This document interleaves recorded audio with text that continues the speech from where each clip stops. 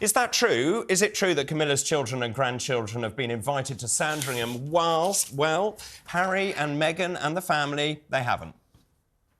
I can tell by the look on both of your faces that you agree with me that this is just common sense. Yes. You know, when I hear that Camilla and her children are being invited, I think, well, it's about time.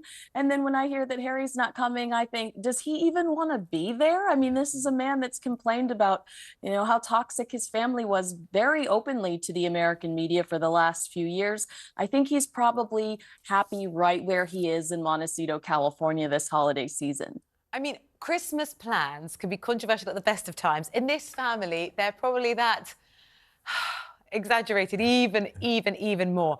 Are we seeing a sort of happier Christmas this time, this year, than last year?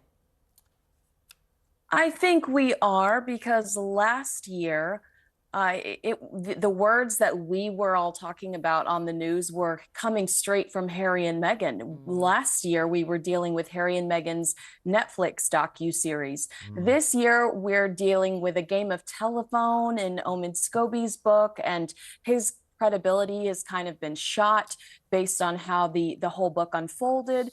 So I do think that there is probably more strength and unity within the royal household this year, because they, you know, this was a tough year. They got through it successfully. And while Omid's claims are very damaging, I think that there are a lot of people cynical about his credibility after the way everything unfolded. I mean, we spoke, I think, last week, and I was really struck the fact that the appetite for Harry and Meghan has fallen in the US. Now, just in terms of Sandringham itself, by the way, I'm obsessed with The Crown. I've almost finished it. And obviously, going to the country plays a large role in The Crown. It's in my neck of the woods, so obviously Sandringham up in North Norfolk. You know more than anyone. What does Christmas look like at Sandringham? Well, I didn't know you were that close, so I'd love an invitation the next time I'm in town. You know, I think it's absolutely heavenly. And I love that you said that about The Crown, because I know that The Crown is a scripted. I know it's scripted drama, but when you get to the scene where it's the holidays and you know, it's Sandringham is full of bodies, it's full of laughter, it's full of games. Everyone has a drink in their hand, and the silly gift exchanges, that is based on fact. And during that one scene during The Crown, I did think to myself, that's exactly what Harry does miss, because at the very end of his docuseries, he talked about missing kind of the chaos that involves the royal family. And I truly think that it's those moments where it's everybody exchanging, you know, joke gifts, like Catherine, the Princess of Wales, giving Prince Harry a grow a girlfriend kit after years of being single, you know, bath mat exchanges, the silly games that they're known to play. I do think he likely misses those moments, especially when we saw in the Netflix series how isolated they were during celebrations. You know, 4 or 5 people at their home during birthday parties. That's got to be such a huge difference when you're coming from a castle full of cousins. Yeah. I'm sure what they won't miss is the argument. I mean, every family's got arguments on Christmas Day. I think something like 7 a day or something, and the first one is before 8 o'clock in the morning. So that, I think they'll be happy to steer clear of. There has been a bit of controversy, though, over a Christmas card, Kinsey. You're right. That's right. Harry and Meghan finally released their holiday card. And there was just a lack of enthusiasm when it came to fan reception.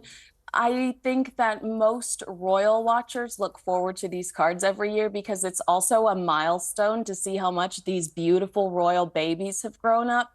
And, you know, even American media commenting on the fact that Harry and Meghan chose not to include Lily and Archie, and, you know, curious as to how they're growing, what they look like today.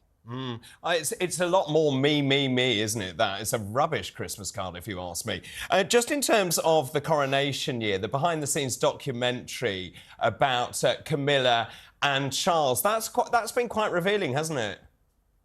Is this not so fun? I absolutely love watching this type of footage because no matter how much I follow these individuals, I'm still caught off guard by their wit and by their sense of humor, you know, especially Queen Camilla, who was so private for so long.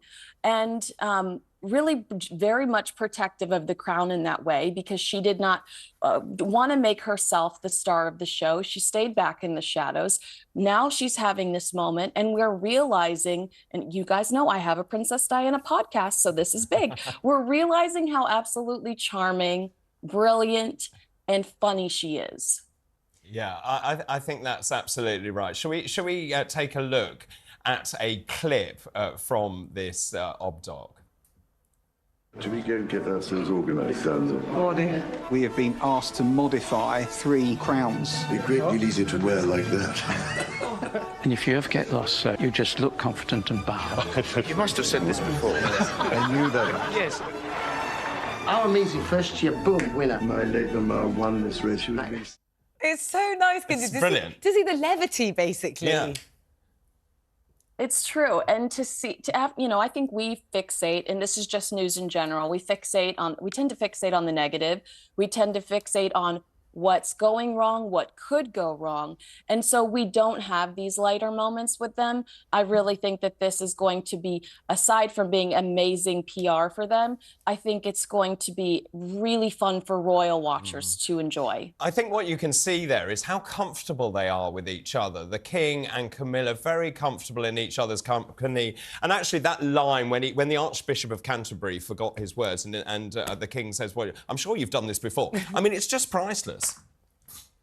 It is. It's so cute. And I mean, I'm already having people in America message me going, how do I watch it? How do I watch it? I'm like, we always get it last. Just take a moment. But Americans love to see it too. Well, something you've seen before us, Kinsey, is this exhibition of Hollywood legends. It's an auction. Lots of items worn by Princess Diana. There is so much intrigue into, the world of her wardrobe, really. Well, can I tell you that I bid, and how delusional am I, okay? So the dress went for over $1 million. What? This beautiful What was your blue bid? dress. That was, well, I drew okay, I'm not that delusional. I just bid on a sketch of the dress. And I bid $300. Do you know how much the sketch, just a picture of the dress, went for? $5,000.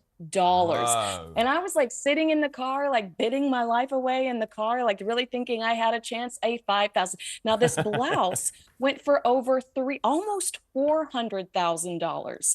So this is Julian's Auctions. They have another auction coming up that features one of Princess Diana's Catherine Walker dresses. So, I mean, Diana's legacy continues to live on.